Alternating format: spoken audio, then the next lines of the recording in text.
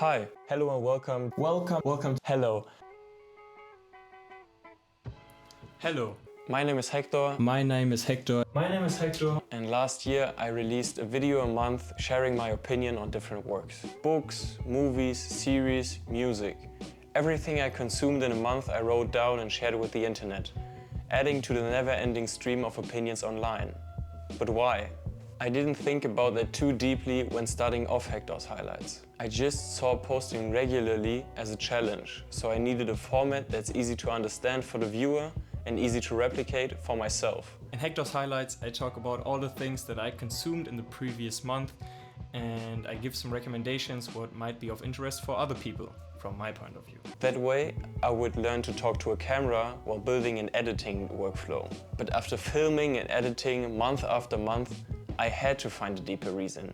Because why did I put in all this effort? So I spent some time pondering my motivations.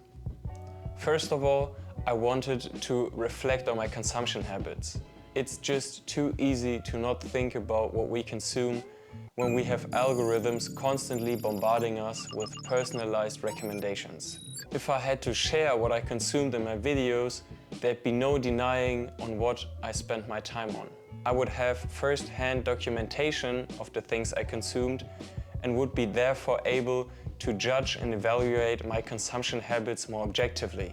This method would be more focused on the content I consumed instead of just checking screen time and admitting to the open secret that we're all addicted to entertainment. Secondly, I wanted to develop a deeper understanding for the things I consume. To properly present things, I would have to do research. And this research would hopefully lead to me getting a better grasp on artistic concepts and the processes behind them. I also believe that the people that I try to reach can instantly tell when somebody doesn't put in the time and effort to properly understand something before presenting it. At least that's my standard when spending my time listening to others. When somebody doesn't care while making something, you just end up with soulless content, slop and doom scrolling. So I hoped to provide quality content while developing my researching skills and becoming more educated in a broader sense. And lastly, I wanted to practice self-reflection, to stay critical of my taste, to see my preferences challenged. Because I believe that one builds resilience and character by seeking discomfort and challenges. On the same note, I hold the conviction that knowing what you like and why you like it is essential to living a self-determined life. If you are not comfortable with your taste, you are more easily manipulated by outside opinions and trends, doomed to always seek guidance and outside validation. So now that we established my underlying motivations, what did I learn? Paradoxically, having Hector's highlights in the back of my mind made me consume less, but in a good way. I constantly asked myself, is this really worth my time? Is it so intriguing that I want to research this and make a video about it later? I was consuming more consciously. When I decided to relax through entertainment, I always made sure that it provided more value than just occupying my attention. I have found a small antidote against doom scrolling. Furthermore, I gained deeper understanding while doing research. I even got creatively distracted. Reading the biography of an author made me understand the underlying themes of their novel better. Listening to an interview by a filmmaker made me notice the camera angles used in their movies. And listening to the catalog of a musician shed light on their growth as an artist. What I consumed functioned as a basis for better understanding instead of an unconsciously made decision for my algorithm to learn my preferences and keep me engaged. Critical choices regarding content led to more substantial understanding, like putting my brain on a more nutritious diet. When it comes to challenging my taste, I think that YouTube is not the right place for that, or that I'm not in the right place for that. As far as I see it, I believe that many people come to YouTube to just be entertained and not to interact as much.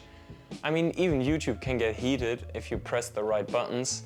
My video about the Beatles got mainly old men heated and calling me all sorts of names. But with Hector's highlights, I had the impression that people didn't mind my opinions and critiques. On one hand, I just believe that I don't have enough reach for that and people don't really care. On the other hand, I believe that drawing a clear line when there is critique and when there are emotions helps a lot. Overall, I constantly felt how satisfying and energizing it is to share something that I discovered and cherish. Every single comment on these videos made my heart beat a little faster, because I saw it as a chance to benefit of the joy of somebody else. They were able to share something with the world in my comments that they discovered and that makes them feel good. It feels like a win-win. You get to share something, I get to share something. It's a slightly less scary way of saying, this is what moves me. These are my fears and this speaks to my heart and soul. I learned that I enjoy the duality of building taste. First exploring, consuming and learning on my own, then recommending, sharing and discussing with and to others. I learned that you have to hold yourself accountable for what you spend your time on. And I learned the value of every second that somebody spends on my videos. So thank you for watching.